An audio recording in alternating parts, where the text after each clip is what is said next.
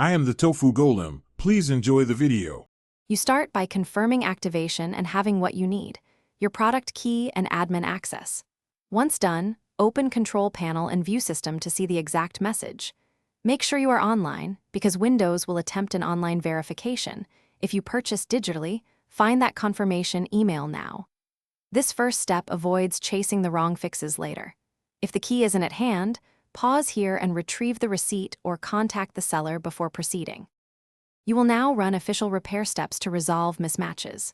First, try the Activation Troubleshooter or Open System and select Activate Windows. Follow the prompts. If you need more detail, open an elevated command prompt and run slmgr//dlv to inspect license state, then interpret the report to confirm the key type. If the key is correct, select Change Product Key and enter it exactly. These steps correct common registration or finish by restarting your PC and checking activation status again. Sometimes the service updates after reboot. If problems persist, gather proof of purchase and call Microsoft support so they can revalidate or reissue activation. Explain the steps you already tried.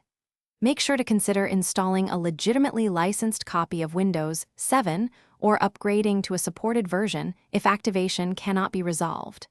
If nothing works, the key may be invalid or blocked, and support will advise the correct legal remedy.